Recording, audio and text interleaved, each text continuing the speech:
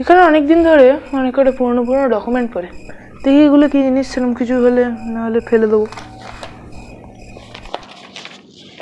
তাদের না ফেলতে হবে, এটাও না, এটাও না, এটি কি যা যা পড়লো, এটাও না, সব ফেলতে হবে।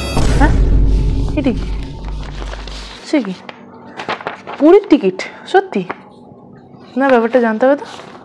পুরীর টিকিট কিছু জানিও না। ডেট 21 মার্চ 2025, সে তো পরশু দিন। তো কোনো ব্যাগটাকেও গোছানো নেই, একটু জানতে হবে। দেখি দাদাকে জিজ্ঞেস করে।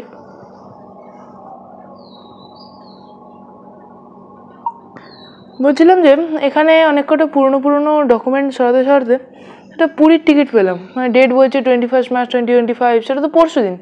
তুমি কিছু জানো এর ব্যাপারে? আমি তো কিছু জানি না। অ্যাট লাস্ট তুই জেনেই গেলি। যাই হোক, জেনে যখন গেছিস তো ঠিকই আছে। বা হ্যাঁ, তোরা তো পুরী আসছিস, এই কদিনের মধ্যেই আসছিস। এখানে তো রুম ফুম সবই বুক করা হয়ে গেছে। তুই এতদিন জানতিস না? সে কি সত্যি করে? তো না না, শিওর হতে হবে, মজাও করতে পারে। শিওর বলছো নাকি না মজা করছো? সত্যি বলছো? আমার তো বিশ্বাসই হচ্ছে না, আমি তো জানিও না কিছু। হ্যাঁ হ্যাঁ, শিওর শিওর, একদম শিওর। আমি তো কেটেছি টিকিট। আমরা পুরী যাচ্ছি আমি জানিও না, তো ব্যাগটাও গোছানোনি।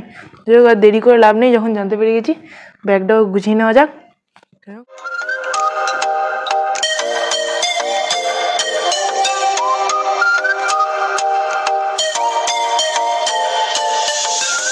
বন্ধুরা কেমন আছেন আপনারা? আশা করছি আপনারা সবাই ভালো আছেন। তো আমার চ্যানেলের আরও একটা নতুন ব্লগে আপনারা স্বাগত। এটা হলো আমার চ্যানেলের প্রথম ভুবনেশ্বর পুরী ব্লগ। তো আজকে রাত্রি 10:30টায় আমাদের ট্রেন হাওড়া স্টেশন থেকে।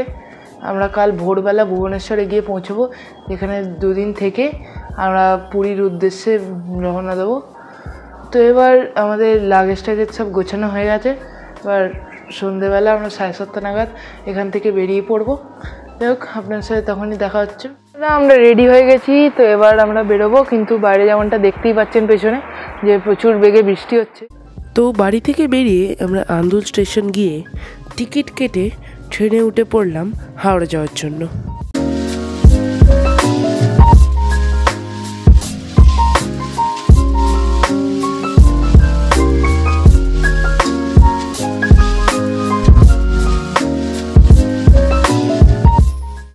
2 hours later. আমরা এই মুহূর্তে হাওড়া স্টেশনে 23 নম্বর প্ল্যাটফর্মের সামনে দাঁড়িয়ে রয়েছি। আমাদের ট্রেনের টাইম ছিল 10:35, কিন্তু এখন 10:40 বাজে। কিছু টেকনিক্যাল প্রবলেমের জন্য বললো যে লেট হবে, কিন্তু কতক্ষণ লেট হবে ওটা এখনো বলেনি। যাই হোক, দেখা যাক কতক্ষণ টাইম লাগে আরও। এখন 12টা বাজে, আমাদের ট্রেন শেষ পর্যন্ত এসছে। 11:30টায় আমাদের ট্রেনটা ঢোকালো, তো এতক্ষণ রেডি হতে হতে টাইম লেগে গেল। যাই হোক, এবার আমাদের ট্রেন ছাড়বে আশা করি। আমরা এবার একটু শুয়েও নিই, কাল ভোরবেলা নামবো ভুবনেশ্বরে। আপনার সাথে দেখা হচ্ছে কাল সকালে। তো বন্ধুরা, আমরা এখন ভুবনেশ্বর মঠের মধ্যে আছি। আমাদের ট্রেন এখানে 8টায় এসে পৌঁছালো, 3 ঘন্টা লেট। যাই হোক, এবার আমরা একটু খেতে যাবো। আমাদের মঠে বলা ছিল যে আমাদের লেট হবে, যার জন্য আমাদের জন্য ব্রেকফাস্ট আগে রেখে দেওয়া হয়েছিল। যাই হোক, যাওয়া যাক। অনেকক্ষণ ধরে সকাল থেকে কিছু খাইনি, খিদে পাচ্ছে। ভুবনেশ্বর মঠ পৌঁছে আমাদেরকে উপমা এবং ঘুগনি দেওয়া হলো। আমরা সেটা খেয়ে গেস্ট হাউসের দিকে চলে গেলাম।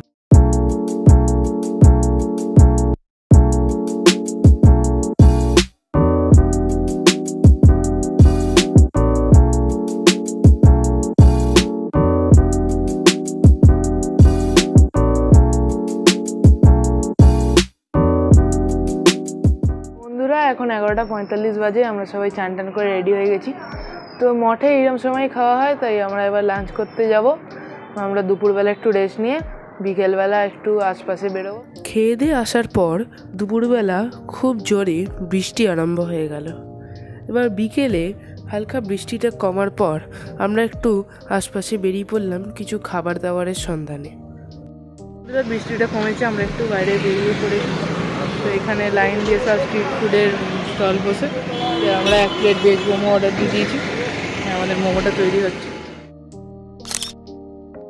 মোমো খেয়ে আমরা 6টার মধ্যে বাড়ি চলে এলাম, কিন্তু বাড়ি ফিরতে না ফিরতেই আবার শুরু হয়ে গেল বৃষ্টি।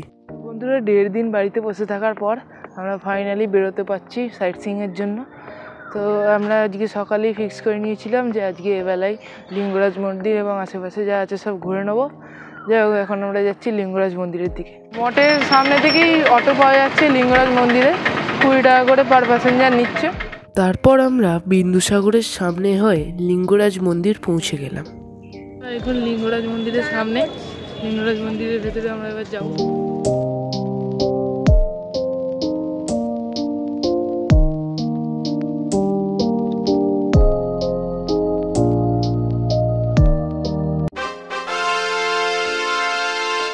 বন্ধুরা, এই হচ্ছে লিঙ্গরাজ মন্দির। এই মন্দিরটা 1100 শতকে তৈরি হয়েছে। এই সামনে দেখতে পাচ্ছেন একটা হাতির মূর্তি আছে, তার উপরে একটা সিংহের মূর্তি আছে। তো হাতির মূর্তিটা হচ্ছে সত্যযুগের প্রতীক, আর সিংহটা আছে সেটা হচ্ছে যে এই যে যুগ পাল্টাচ্ছে সেটাই মানে বোঝাচ্ছে। লিঙ্গরাজ মন্দিরের ভেতর ভিডিও তোলা অ্যালাউড নেই, যার ফলে ভেতরের কোনো ক্লিপ তোলা হয়নি। মাত্র লিঙ্গরাজ মন্দিরের ভেতর থেকে ঘুরে বাইরে এলাম। তো এখন অভিষেক চলছিল, তাই আমরা একদম কাছ অবধি যেতে পারিনি। যাই হোক, এবার আমরা ওইদিকে একটু সারদা মঠে যাবো, ঠিক উল্টো দিকে রাস্তাটা এইদিকে। আমরা এই মুহূর্তে সারদা মঠের সামনে দাঁড়িয়ে রয়েছি। লিঙ্গরাজ মন্দিরের ঠিক উল্টো রাস্তাটা ধরে সোজা এসলেই 10 মিনিট হাঁটার পরেই সারদা মঠ।